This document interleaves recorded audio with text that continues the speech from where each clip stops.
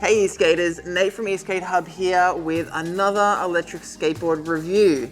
Now I'm really excited because this is one of my favorite electric skateboards yet, and in this review I'm going to show you exactly why I love it so much.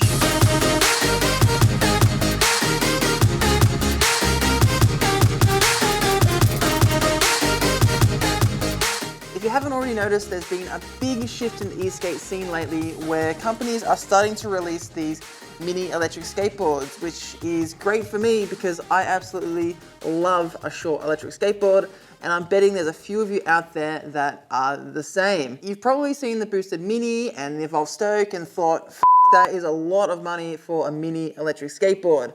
Well, today I've got something for you that is both mini, affordable, and has decent specs to go along with it. It's the Teamgee H20 Mini, and it only costs $499 US. But is it right for you? That's ultimately what it comes down to. Every e-skater is different and needs an e-board that fits their unique riding style. So in this review, we're going to take a deeper look at the Teamgee H20 Mini and find out whether or not this electric skateboard is right for you. In the box, you get the H20 Mini electric skateboard, the remote control, the board charger, a micro USB cable to charge the remote, a T-tool, and a user manual. Now let's take a close look at the board, and my is it pretty. It very much has that whole surf vibe going on with the fishtail kick and the split grip tape with the natural timber running down the middle and around the outside of the deck. Underneath, you've got two separated metal enclosures, one for the battery pack and one for the ESC. It's 31 inches long, 9 inches wide, and made entirely from Canadian maple. So it's very stiff and pretty much has zero flex in it. I did a little bit of a flex test to show you, but I didn't want to stress it too much because I didn't want to run the risk of snapping it. It has an ever so slight concave, which is hardly noticeable to look at, but still assists in cornering and keeping your feet feeling locked into the e-board while you're riding it. You've got 80mm wheels, which are some of the smallest on any mini electric skateboard available at the moment. But stick around because later in the video, I'll show you why this is part of the reason I love the H20 Mini so much. It's got generic Teamge trucks, which are nicely branded, 1/4 inch risers, and the bushings are barrel on the bottom and cone on top. As for the electrics, the H20 Mini has dual 450 watt motors, the latest Hobbywing ESC, which you'll see a little bit more of later on, and a 7.5 amp hour battery. So they are the components that make up the Teamgee H20 Mini electric skateboard. Now it's time for the fun part, doing all the tests. But before we do them, if you're enjoying these videos, please hit that like button, subscribe, and hit that notification bell button to join the eSkate crew, and so you don't miss out on any more electric skateboard reviews, news, and some awesome giveaways that are coming up. All right, e-skaters, let's get out there and do those tests. All right, so the remote is fantastic. For starters, it's pretty big. For all of the size Teamgee has trimmed off the board, they've added it to the remote. It's easy to hang on to and will be a lot more comfortable for people with bigger hands. You turn it on with this button and you'll see the Teamgee logo pop up. Then you have to turn the board on with the power button on the enclosure under the deck. To cycle through the speed modes, you single click this button on the remote. Mode 1 has a top speed of 20 kilometers an hour. Mode 2 has a top speed of 30 kilometers an hour, and modes 3 and 4 both have a top speed of 35 kilometers an hour, with the only difference being that mode 4 has a higher acceleration than mode 3. To drop the board into reverse, you just double click the mode button.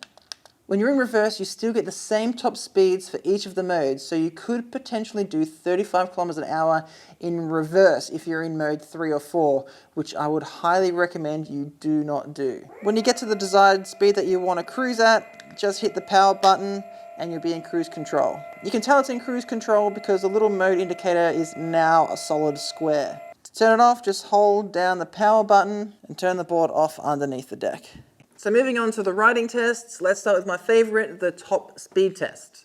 I managed to hit a top of 40 kilometers an hour or 25 miles per hour, which is strange because the maximum speed that we saw was possible on the remote was 35 kilometers an hour, which is 22 miles per hour. I always try to find the most level surface when doing these tests because I want to make them as unbiased as possible. but it can get tricky sometimes when I'm out on a ride. Look, it's very possible that there was a downward slope, but it must have been ever so slight for me to have not have even noticed. Throughout my entire ride, including at the higher speeds, I didn't get any speed wobbles. And the trucks weren't tight either. I actually forgot to tighten them up before going out on the ride, which proved to be a good thing in the end, which I will show you in a sec. Now onto the range test. The total distance I rode was 23 kilometers or 15 miles. And I think that is a great range capability. I'm 88 kilos or 194 pounds. The route was very flat for the majority of the way. I rode it at a very casual pace, except for doing the top speed on this ride, and I couldn't help myself. I ended up doing a lot of carving at the end. I'd also like to add a special mention that there was an insane amount of wind towards the end of the test. So with all of that, getting a range of 23 kilometers is pretty damn good. Lighter riders will definitely get upwards of 25 kilometers and possibly more if they're smart with their power consumption. Just like all hub motor boards, the H20 Mini struggled a little bit when climbing up hills. I took it up a hill that had a 10% hill grade, and even though it did get up there, it kind of struggled a bit. I think the max speed that I hit going up was about 17 kilometers an hour or 11 miles per hour. You know, this isn't out of the ordinary. You'll be hard pressed to find a hub motor board that can destroy hills. It's just the nature of these motors. If you're looking for something that's going to power up some hills, then you're probably better off going for a board that has belt drives. So how does the Teamgee H20 Mini actually feel to ride?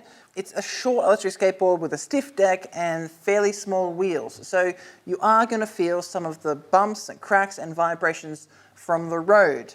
But it is not as bad as some of the other short electric skateboards that I've ridden in the past. It's actually quite good. It probably took about 15 kilometers before I started feeling a slight soreness in my feet while riding. But that soreness is something that's going to reduce over time, because as you ride an electric skateboard more and more, you're going to start to build up a tolerance in your feet. I mentioned earlier that I didn't get any speed wobbles while riding, but I also want to elaborate on the fact that these trucks are super loose but incredibly stable. I tried some really hard carving on this board and I could whip the tail out real hard and it would just push me straight back to center, coming back in. As I mentioned earlier, the Teamgee H20 Mini is powered by the latest Hobbywing ESC.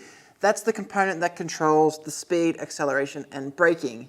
And it is great save for a tiny little thing. When you're already cruising along, the thumb wheel is nice and responsive with accelerating and braking, but it's when you start accelerating from a standstill that seems to be the problem. I get this momentary juddering in the motors when I ease the accelerator on coming from a standstill. If I kick push off first and get the board rolling and then ease the accelerator on, I don't get this juddering at all. So it's a pretty easy workaround and you'll probably actually save some battery power with this method anyway. It really is a great board to ride that concrete wave, and I think that's why most people are going to buy this board. It is an awesome board that you can go out, have some fun, and carve really hard on. Yes, you could probably use it as a commuter board, but there are better options out there for it. But where this thing wins is in its great carvability and its total surf vibe. So overall, it is a fantastic e-board, especially for $499,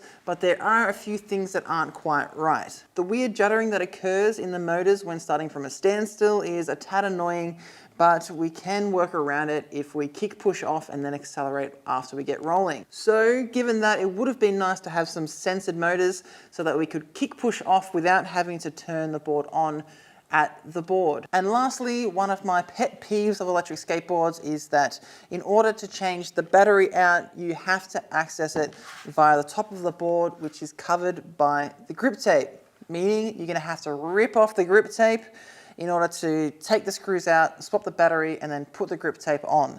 I have done a video showing how to do this on the Teamgee H20 Mini. It's going to be up here somewhere. You will see that once you rip that grip tape off, that grip tape is no longer able to be used. You're going to have to get yourself some new grip tape. But despite those drawbacks, the Teamgee H20 Mini, like I've said 100 times already, it's awesome. It's got great range, really decent top speed, especially for a short board, and the carving on it is incredible. So to answer the question from the top, is this electric skateboard for you? Well, it is if you're looking for a weekend cruiser that is incredible to carve on and is just a lot of fun to ride. If you're looking for something that's got crazy speeds and insane power and you want to be able to take it off-road onto grass and gravel tracks, then this is probably not for you. Wow, all right, that was one hell of an electric skateboard review. I absolutely loved doing it. I hope you enjoyed watching it. If you did, please smash that like button, hit subscribe, the notification bell button to join the eSkate crew so you stay up to date with all the best electric skateboard reviews, news, and I've got some awesome giveaways coming up, so you definitely don't want to miss out on that. If I've missed anything in this review, just drop a comment down below. I get back to everybody with the answers. So I think that's about it. It's been a blast. As always, ride safe out there, e-skaters, and I will see you soon.